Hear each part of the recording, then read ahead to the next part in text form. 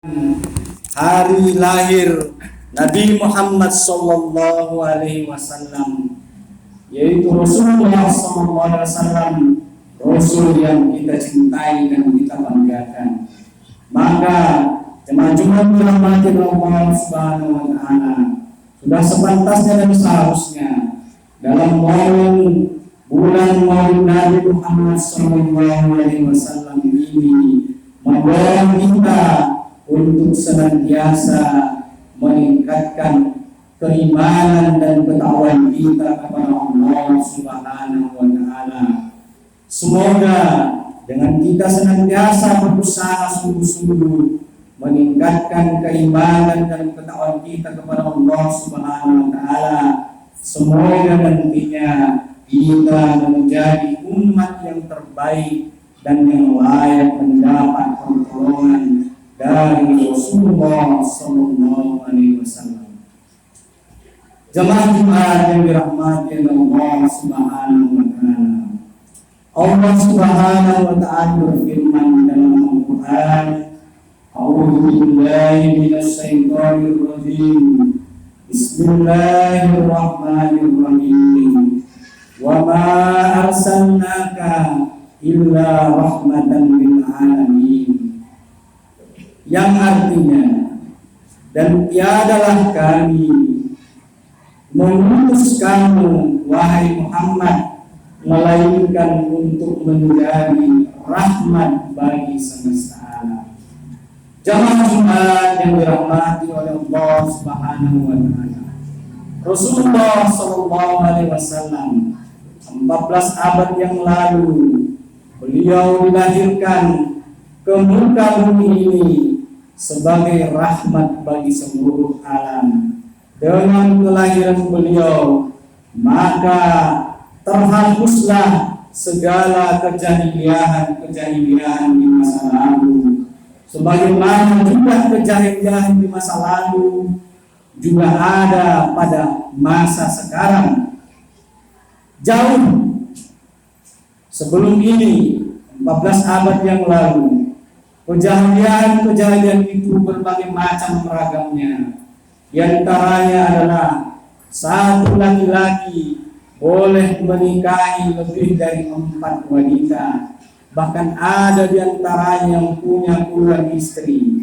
Tetapi dengan dirahmati oleh Allah Subhanahu Wa Taala, dengan diutusnya Nabi Muhammad, dengan diturunkannya Al-Quran, maka kejahilian itu dihapus oleh Islam. Sehingga sekarang seorang laki-laki hanya boleh memiliki sampai 4 istri saja.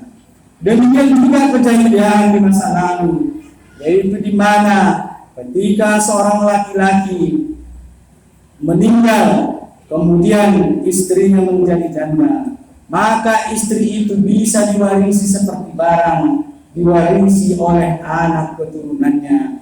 Sungguh ini adalah perbuatan jahiliyah di masa lalu, dan masih banyak lagi tradisi-tradisi jahiliyah lainnya. Maka jangan cuma dirahmati oleh Allah Subhanahu Wa Taala, dengan diutusnya Nabi Muhammad, maka Nabi Muhammad menjadi Islam, menjadi membawa Islam sebagai rahmatan lil alamin. Apa yang dimaksud dengan Islam sebagai rahmatan lil alamin? Maka rahmat artinya adalah dengan dijalankannya aturan Allah, tercapailah segala kemaslahatan dan tercegahlah segala keburukan. Dengan kita mengamalkan Islam, mengamalkan ajaran Islam yang bersumber dari Al-Quran dan Hadis, maka Islam akan menjadi rahmat. Tentunya menjalankan Islam tidak hanya cukup pada level individu, tetapi juga dalam level masyarakat, begitu juga dalam level bernegara. Semua level ini harus tunduk dan patuh dalam menjalankan syariat Allah Subhanahu Wa Taala tanpa memilih mana yang harus dijalankan dan mana yang harus tidak dijalankan. Maka teman-teman yang dirahmati oleh Allah Subhanahu Wa Taala, jangan sampai kita seperti umat-umat yang terdahulu. Ketika dibacakan kepada mereka firman-firman Allah Subhanahu wa taala, mereka berkata sebagaimana dalam Quran surah Al-Mutaffifin ayat 13, "Ja'tusla alaihi ayatuna qala asatirul awwalin." Yang artinya apabila dibacakan kepada mereka ayat-ayat kami, mereka berkata asatirul awwalin. Itu adalah dongeng-dongeng orang terdahulu.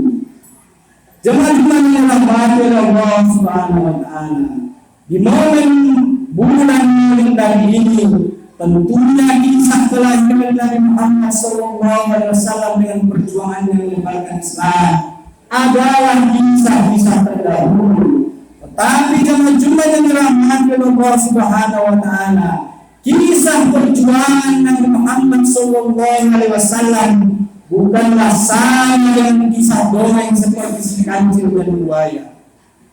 Tetapi jemaah-jemaah yang dirahmati Allah Subhanahu wa taala, kisah-kisah Nabi terdahulu yang terdapat di dalam Al-Quran merupakan kisah-kisah nyata dan pernah terjadi di dalam kehidupan nyata untuk menjadi pelajaran bagi umat manusia setelahnya.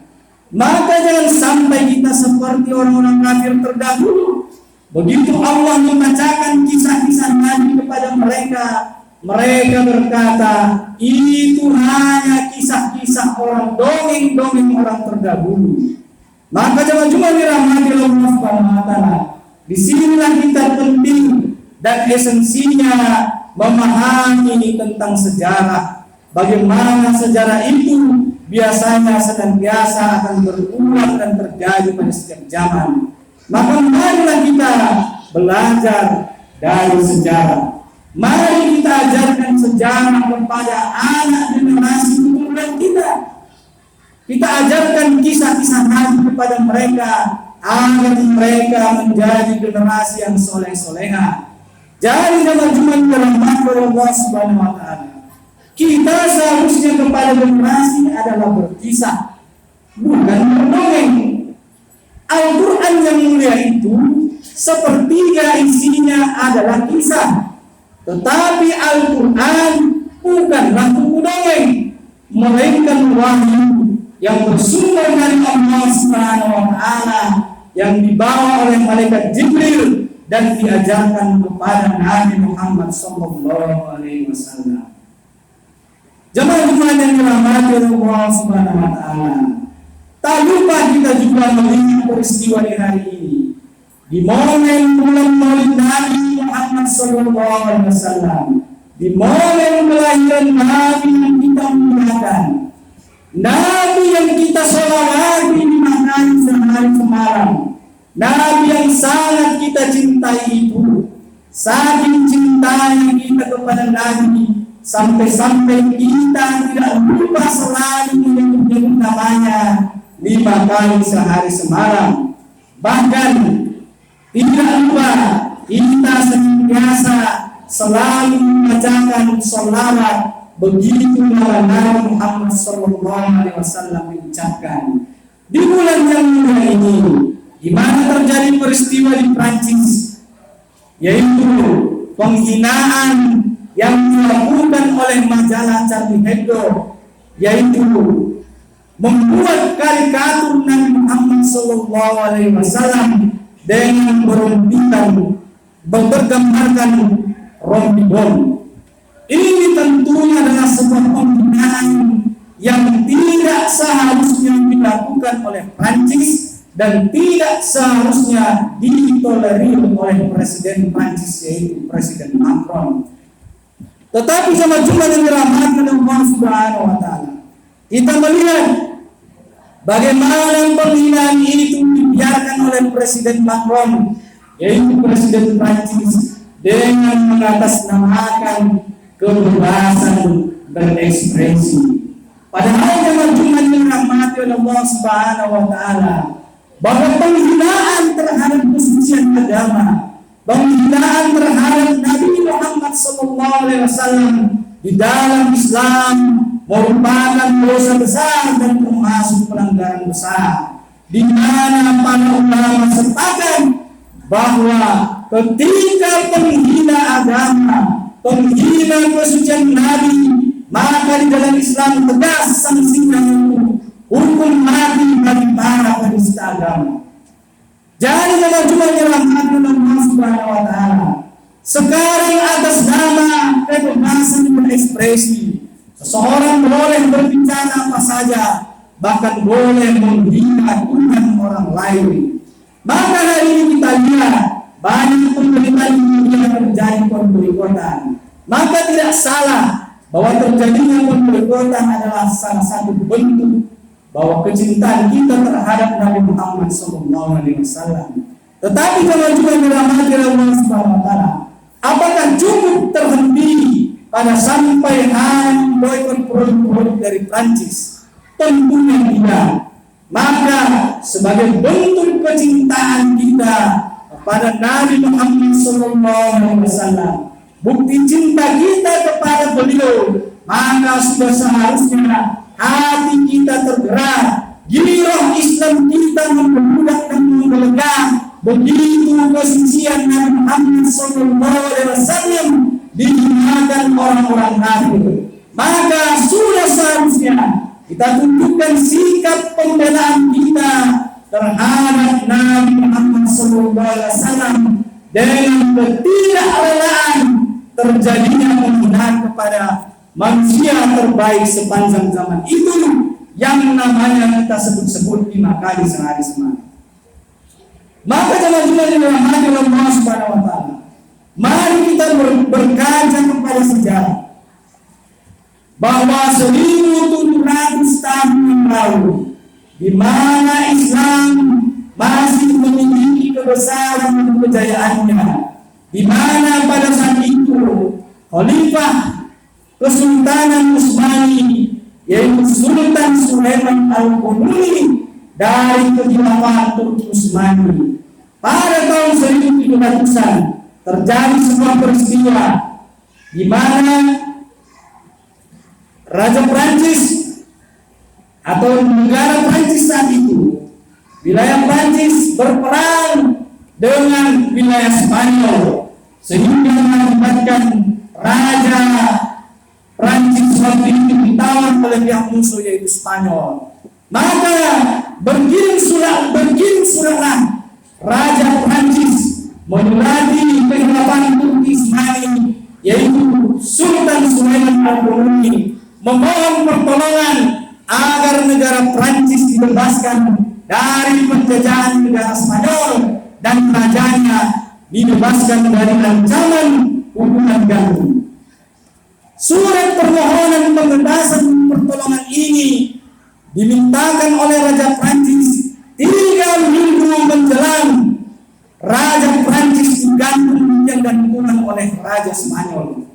Maka juga dalam hati Allah Subhanahu wa Ta'ala membaca surat itu, maka Khalifah Sultan Sulaiman Al-Qununi menjawab surat Raja Spanyol, menjawab surat Raja Prancis itu dengan mengirimkan surat balasan kepada Raja Spanyol.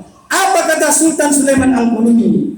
Wahai Raja Spanyol, kalau engkau tidak membebaskan Raja Prancis dari ancaman hukuman mati dan hukuman gantung, maka tunggulah bahwa besok pagi semua negaramu tidak akan melihat terbitnya matahari pagi.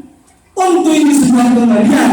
Kalau seseorang diancam bahwa besok tidak melihat matahari pagi, artinya selesailah semua riwayat negara itu. Maka di saat itu juga Raja Spanyol akhirnya membebaskan Raja Prancis dari ancaman hukuman mati, yaitu hukuman gantung. Begitulah kemuliaan, keagungan, dan kebesaran Islam ketika Islam masih berjaya dan dijalankan oleh para pemeluknya dengan taat terhadap syariat Islam. Tetapi cuma dirahmati oleh Allah Subhanahu wa Ta'ala, setelah Raja Prancis dibebaskan Sultan Sulaiman Al-Qununi dan diberikan perlindungan bawah kekuasaan Kekhilafan Turki Utsmani, tidak berapa lama setelah itu Raja Prancis membuat sebuah acara dansa di Kehilafan Turki Utsmani. Maka Khalifah Sulaiman Al-Qasim berkata, "Wahai Raja Prancis, sungguh engkau tidak tahu balas budi. Sudahlah nyawamu diselamatkan, kau buat pula pesta mesum di negara ini. Maka hentikan pesta itu sekarang juga." Maka jemaah-jemaah dirahmati Allah Subhanahu wa taala, dengan perintah Sulaiman Al-Qasim tadi, satu abad lamanya atau selama 100 tahun Prancis tidak pernah mengadakan pesta dansa. Begitulah kemuliaan dan keagungan Islam saat Islam berkuasa dengan syariatnya, menjalankan perintah Allah dan Rasulnya. Jangan juga dirahmati Allah Subhanahu wa taala. Tetapi apa yang kita dapatkan hari ini? Bahwa Prancis lupa tentang bagaimana Islam berjasa membebaskan negerinya. Andai mungkin bukan karena jasa Sultan Sulaiman Al-Qasim, mungkin kita tidak akan melihat negara Prancis hari ini, atau menara Eiffel juga tidak akan ada hari ini kalau bukan karena kebesaran jasa kaum muslimin terhadap negerinya. Oleh karena itu jemaah dirahmati Allah Subhanahu wa taala, sudah sepatutnya sebagai seorang mukmin kita patut jiwa Islam kita bangkitkan. Begitu kita mendengar nama nabi kita yang mulia dihinakan dan kitab suci kita dinistakan. Oleh karena itu jemaah dirahmati Allah Subhanahu wa taala, marilah kita kembali berkaca kepada sejarah dan mengambil pelajaran dari sejarah-sejarah itu. Maka jemaah dirahmati Allah Subhanahu wa taala, Allah Subhanahu wa taala berfirman, laqad kana lakum fi rasulillahi uswatun hasanah liman kana yarjullaha wal yawmil akhir wa dzakarallaha katsira. Yang artinya sesungguhnya telah ada pada diri Rasulullah sallallahu alaihi wasallam itu suri teladan yang baik bagimu, yaitu bagi orang yang mengharap rahmat Allah dan kedatangan hari kiamat, dan dia banyak menyebut Allah. Maka kita Allah Subhanahu wa taala, marilah kita menjadikan nabi yang mulia itu sebagai suri teladan kita dalam kehidupan, karena Rasulullah adalah manusia biasa yang bisa kita contoh dalam kehidupan sehari-hari kita. Maka marilah baca sejarah, semoga dari sejarah itu kita bisa mengambil hikmah dan iktibar untuk generasi anak cucu kita. Jadi teman-teman dirahmati oleh Allah, jangan lupa kita kembali kepada Islam, kembali menjadikan Al-Quran sebagai pedoman dan panduan di dalam hidup kita. Sebagaimana Al-Quran terdiri dari 30 juz, 114 surah, 6.666 ayat. Itu semua merupakan petunjuk di dalam hidup kita, adalah rambu-rambu petunjuk kehidupan kita. Kalau kita salah jalan, kalau kita tersesat di dalam kehidupan ini, maka marilah kita kembali kepada perintah itu. Mudah-mudahan dengan Al-Quran itu kita semua mendapat rahmat dan ampunan Allah Subhanahu wa taala, dan dimasukkan ke dalam surganya, dan dikumpulkan bersama para nabi, para ulama, para mujahidin, orang-orang soleh, keluarga dan anak-anak istri kita di surganya kelak kemudian. Amin amin ya rabbal alamin. Barakallahu li wa lakum fil Qur'anil azim wa nafa'ani wa iyyakum bima fihi min al-ayati wa dzikril hakim wa taqabbal minni wa minkum tilawatahu wastaghfiruh innahu ghafurur rahim. Bismillahirrahmanirrahim.